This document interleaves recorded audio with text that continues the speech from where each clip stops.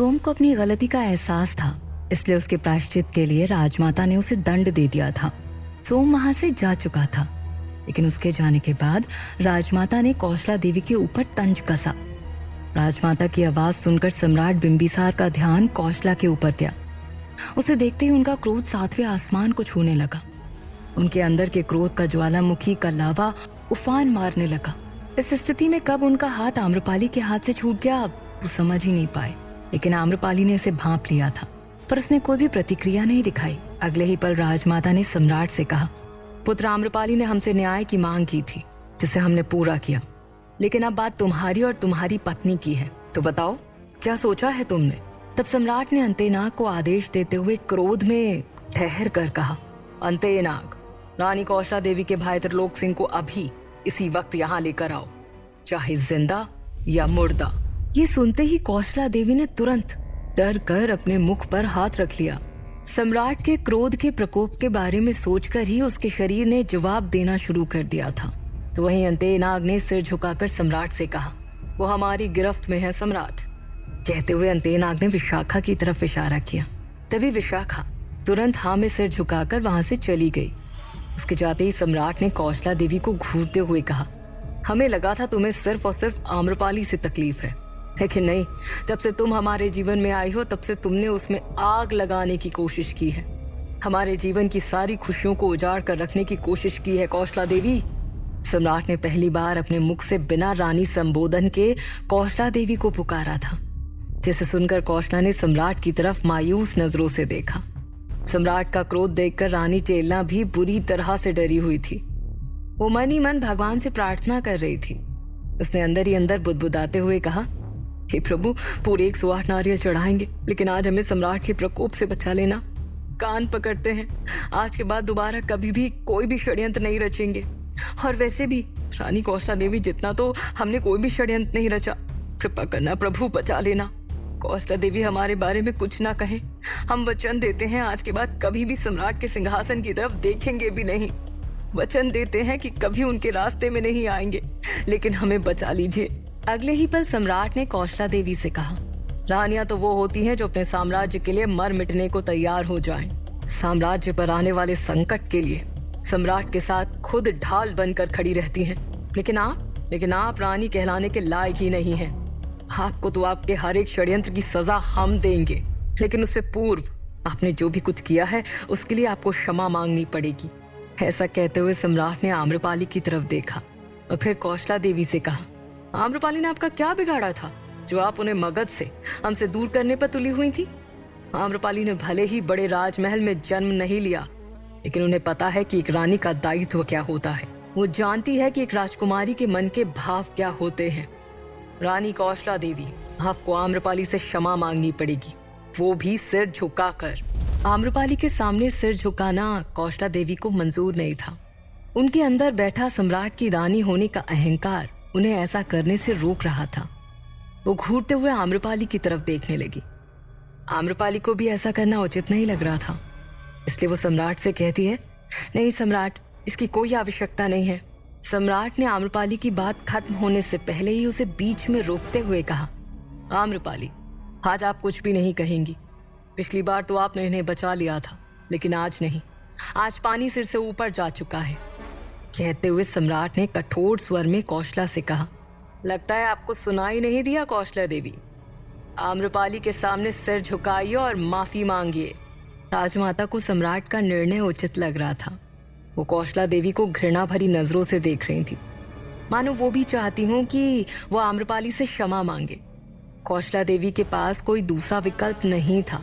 वो आम्रपाली के सामने आई और धीरे से अपना हाथ जोड़कर ना चाहते हुए भी सिर झुकाकर कहती हैं, आम्रपाली, हमें क्षमा करना। वो भले ही सम्राट के सामने आम्रपाली से क्षमा मांग रही थी, लेकिन अंदर ही अंदर आम्रपाली के प्रति उसकी नफरत और बढ़ चुकी थी। अगले ही पल विशाखा त्रिलोक सिंह को पकड़कर वहां पर ले आई। अंतेनाग ने त्रिलोक सिंह को बुरी तरह से पीटा था। उसके पूरे चेहरे पर नीले रंग के अंतेनाग के मुक्के के निशान थे। इसके अलावा उसका एक हाथ टूटा हुआ था और वो लंगड़ा कर चल रहा था। उसे इस स्थिति में देखकर कौशला देवी का हृदय अंदर ही अंदर कांपने लगा और त्रिलोक सिंह ने भी आम्रपाली के सामने कौशला को माफी मांगते हुए देख लिया था। उसे भी कौशला के लिए दया आ रही थी, तो वहीं सम्राट के प्रति उसकी नफरत भी बढ़ रही थी। एक तरफ कौशला और त्रिलोक सिंह को दंड मिलने वाला था, तो दूसरी तरफ सोम के पीछे पीछे जा रही राजकुमारी मुकुंदा ने उसे रोका। रुको सोम, रुको। सोम चलते चलते महल के परिसर के बाहर आ चुका था। उसकी स्थिति दयनीय हो चुकी थी। वो सिर झुकाए सबके सामने से गुजर रहा था। रास्ते में महल के सभी मंत्री, सेनापति खड़े थे। सभी जानना चाहते थे कि आखिर सभा के अंदर चल क्या रहा है। सोम चुपचाप उनकी भीड़ को पार करके महल के परिसर के बाहर आ चुका था। राजकुमारी मुकुंदा, जो कि सोम के पीछे पीछे जा रही थी, उन्हें देखकर मुख्यमंत्री वसुदेव ने उनसे पूछने की कोशिश की, राजकुमारी आखिर अंदर चल क्या रहा है? सेनानायक त्रिलोक सिंह को बंदी क्यों बनाया गया है? लेकिन राजकुमारी का ध्यान सिर्फ सोम पर था, इसलिए उन्होंने कहा, मुख्यमंत्री जी, हमारे पास अभी वक्त नहीं है बात करने का, क्षमा कीजिएगा। इसके बाद राजकुमारी भी उस भीड़ को पार करके वहां से चली गई। सब आपस में ही महल के बारे में और उन सब के बारे में बातें कर रहे थे। पूरे महल का वातावरण अब तनावग्रस्त हो चुका था। राजकुमारी तेजी से चलते हुए सोम के पास पहुंच गई और उसके रास्ते में खड़े होते हुए कहती हैं, कहाँ जा रहे हो? सोम बिना कुछ बोले चुपचाप उनके बगल से निकल गया। वो राजकुमारी से नजरें नहीं मिला पा रहा था। राजकुमारी ने उसका हाथ पकड़ लिया और डांट लगाते हुए कहा, ये कौन सी बात हुई सोम? अब तो कुछ बोलो। तब वर्षकार भी उनके पास पहुंच चुका था। उसने देखा कि सोम का हाथ पकड़े हुए राजकुमारी चिंतित खड़ी थी। वर्षकार को देखते ही राजकुमारी ने सोम का हाथ छोड़ दिया। वर्षकार भी सोम के पास आकर कहते हैं, पुत्र, कहाँ जाओगे? सोम ने करुण स्वर में जवाब दिया, मुझे नहीं पता, लेकिन इतना दूर चले जाना चाहता हूँ जहाँ मेरी परछाई भी मुझे ना दिखे। मुझे खुद से घृणा हो रही है। उसकी बात सुनकर एक बार फिर राजकुमारी का हृदय भावुक हो उठा। उसका गला भर आया था। उसने कहा, ऐसा मत कहो सोम। सुबह का भूला यदि शाम को घर वापस लौट आए तो उसे भूला नहीं कहते। हम सबके लिए काफी है कि तुम्हें अपनी गलती का एहसास हो चुका है, इसलिए अकेले मत जाओ, हम भी तुम्हारे साथ चलेंगे। राजकुमारी सोम के साथ जाना चाहती थी। ये सुनकर वर्षकार ने सवालिया नजरों से उनकी तरफ देखा। राजकुमारी ने सफाई देते हुए कहा, हम मगध सोम के खातिर आए थे। वो जहां भी रहा हम उसके साथ साथ रहे, तो आज उसे अकेला कैसे छोड़ सकते हैं? इसलिए सोम, कुछ पल हमारी प्रतीक्षा करो, हम बस अभी गए और अभी आए। लेकिन सोम ने राजकुमारी को मना करते हुए कहा, नहीं राजकुमारी, तब बात कुछ और थी और आज कुछ और है। मैं अपने आप से भाग रहा हूँ और आप साथ चलेंगी तो मैं खुद को संभाल नहीं पाऊंगा। मुझे इन सब से दूर जाना है, मुझे हर चीज से दूर जाना है। राजकुमारी ने उसे समझाकर कहा, हम तुम्हें नहीं रोक रहे हैं सोम, तुम जहाँ जाना चाहते हो, जैसे जाना चाहते हो, जा सकते हो। हम बस तुम्हारे पीछे आना चाहते हैं। तुम जहाँ कदम रखोगे हम वहाँ कदम रखना चाहते हैं। प्रेम का मतलब तो यही होता है ना कि मरते दम तक अपने साथी का साथ दो, फिर चाहे परिस्थितियां कैसी भी हो। और हम वही कर रहे हैं। हमने तुमसे प्रेम किया है और उसे निभाएंगे भी। उसके बाद राजकुमारी उसे कुछ पल के लिए रोककर तुरंत वहां से चली गई। उसके जाते ही वर्षकार ने सोम को कसकर गले से लगा लिया और फूट फूट कर रोने लगा। आज वर्षों के बाद वो अपने पुत्र से मिला और अब जब साथ रहने का मौका आया तो फिर से दूरियां। पहले वर्षकार उसे छोड़कर चला गया था और अब सोम को छोड़कर जाना पड़ रहा है। एक तरफ राजकुमारी सोम के साथ जाने के लिए तैयार थी, तो दूसरी तरफ सम्राट कौशला पर भड़के हुए थे। कौशला इस परिस्थिति से खुद को बचाना चाहती थी। उसने अपने मन में कहा, सोम ने सम्राट के सामने सजा की भीख मांगी थी तो सम्राट ने उसे छोड़ दिया। हम तो सम्राट की पत्नी हैं, यदि हम भी ऐसा करें तो अवश्य उन्हें हम पर तरस आ जाएगा और वो भी हमें छोड़ देंगे।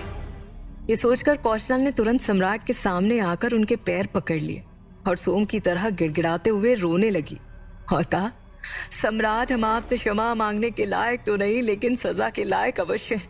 हमें सजा दीजिए सम्राट, हमें सजा दीजिए और ऐसी सजा दीजिएगा कि हम मौत भी मांगे तो हमें मौत ना आ सके। उसका ये रवैया देखकर राजमाता का खून खौल उठा। उन्होंने तुरंत कहा, अपने मगरमच्छ के आंसू बहाना बंद करो कौशला, इन सब का कोई भी असर हम पर नहीं पड़ने वाला। राजमाता की बात सुनकर कौशला ने और जोर जोर से गला फाड़कर रोना शुरू कर दिया और कहा, हाँ बिल्कुल सही कह रही हैं आप राजमाता, आप बिल्कुल सत्य कह रही हैं। हम पर तरस खाने की कोई आवश्यकता नहीं है। हमने जो भी कुछ किया है उसके लिए माफी जैसा कोई शब्द नहीं है। हमें सजा दीजिए सम्राट, हमें सजा दीजिए। सम्राट भी ऐसे खड़े थे मानो कौशला की बातों का उन पर कोई असर नहीं पड़ रहा हो। लेकिन आम्रपाली को कौशला का रोना बहुत बुरा लग रहा था। उसने सम्राट के पास जाकर विनम्र स्वर में कहा, सम्राट, भले ही कौशला देवी ने कितनी भी गलतियां क्यों ना की हो, लेकिन वो आपकी पत्नी है।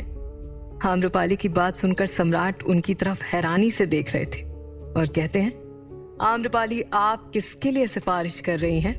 भूलिए मत, ये वही औरत है जिसने आपकी जिंदगी बर्बाद करने की कोशिश की। ऐसे लोगों के लिए इस मगध में तो क्या, धरती पर भी कोई जगह नहीं बनी। ये लोग अपनी बुराई से सिर्फ धरती का बोझ बढ़ा रहे हैं।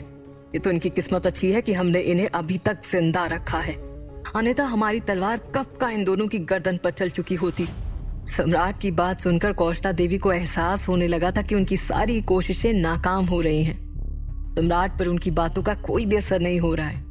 उसने दूसरी तरकीब अपनाई और राजमाता के पैरों पर जाकर गिर पड़ी। बड़ी माँ, मृत्यु दंड दीजिए, हमें मृत्यु दंड दीजिए। हमने रानी होने का कोई भी कर्तव्य नहीं निभाया, हर वक्त साजिशें करते रहे। हमारा पुत्र अजात शत्रु जिस दिन हमारे बारे में जानेगा वो हमसे घृणा करने लगेगा, और जब भी वापस लौट कर आए तब कह दीजिएगा कि उसकी माँ अब इस दुनिया में नहीं रही, उसकी माँ को उसके कर्मों की सजा मिल चुकी है। रानी कौशला देवी अजात शत्रु के नाम का फायदा उठाकर बार बार राजमाता के सामने गिड़गिड़ा रही थी। उसे उम्मीद थी कि राजमाता का लाडला है अजात शत्रु और वो उसके लिए उसे सजा नहीं देंगी। अगले ही पल राजमाता ने सम्राट की तरफ देखा। सम्राट ने तुरंत कहा, राजमाता, कीजिए न्याय, हमारे साथ नहीं बल्कि मगध के सिंहासन के लिए कीजिए। आपके सामने सारे रहस्य खुल चुके हैं, सारा सच आपके सामने है। आपका निर्णय ही मगध का भविष्य तय करेगा। सम्राट कहना क्या चाह रहे थे ये बात कौशला देवी और त्रिलोक सिंह को समझ नहीं आई, लेकिन कहीं ना कहीं कौशला को सकारात्मक भाव की अनुभूति हो रही थी। तब राजमाता ने अपना निर्णय सुनाने में एक पल की भी देरी नहीं की। वो कौशला और त्रिलोक सिंह की तरफ देखते हुए कहती हैं, इतने वर्षों से आप दोनों ने अपने बनने का ढोंग रचकर हमारे और सम्राट की पीठ में छुरा घोंपा है। इसके लिए तो मृत्यु दंड होना चाहिए। ये सुनते ही कौशला देवी और त्रिलोक सिंह के पैर थर थर कांपने लगे। कौशला और त्रिलोक दोनों ही अब अपने सही रूप में आ गए थे। दोनों ही माफी की भीख मांगने लगे, लेकिन राजमाता ने नजरअंदाज किया और कहा, लेकिन हम मृत्यु दंड नहीं दे सकते, इसलिए हम आप दोनों को आजीवन बंदी बनाने का आदेश देते हैं। आप दोनों हमारे अंध कारागार में कैद रहेंगे। अंध कारागार का नाम सुनकर कौशला देवी बुरी तरह से डर गईं। क्या कौशला देवी सजा से खुद को बचा पाएंगी? क्या सोम अब वापस लौटकर कभी नहीं आएगा? क्या होगा आम्रपाली के जीवन का अगला पड़ाव?